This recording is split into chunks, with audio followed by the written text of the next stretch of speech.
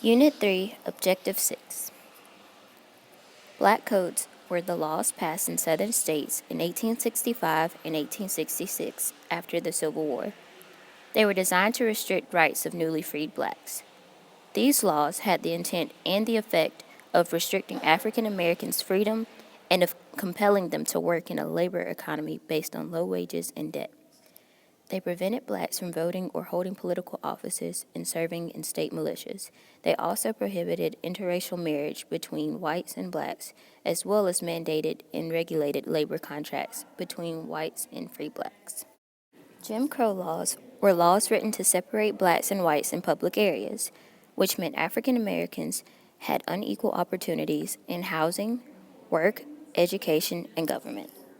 These laws received their name from a white comedian who called himself Jim Crow. He would paint his face black to portray a crippled black man and performed stereotypical actions in the name of comedy. Signs were put up all over southern towns and cities separating the two races. The sign said colored only represented public places that only blacks were able to go in, and the white only signs represented the exact opposite. The Civil Rights Act of 1964 was a result of the 1963 March on Washington, where Martin Luther King Jr.'s I Have a Dream speech took place. It ended segregation in public places and banned employment discrimination on the basis of race, color, religion, sex, or national origin. It is considered one of the crowning legislative achievements of the Civil Rights Movement.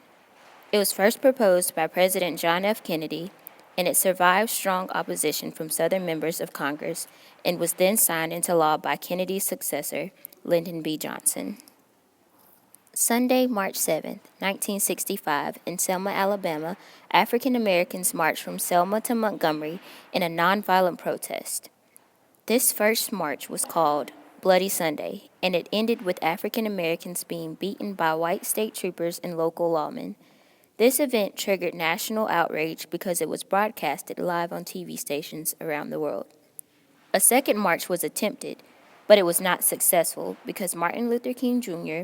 told the marchers to turn around once they were about to cross the Edmund Pettus Bridge because the lawmen were going to let them proceed.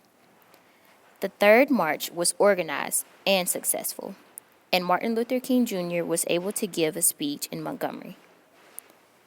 These events led to Lyndon B. Johnson passing the Voting Rights Act of 1965, making voter registration more accessible to African Americans. Though the 15th Amendment was ratified February 3, 1870, it was ineffective in the South. Therefore, the Voting Rights Act of 1965 was created to enforce it.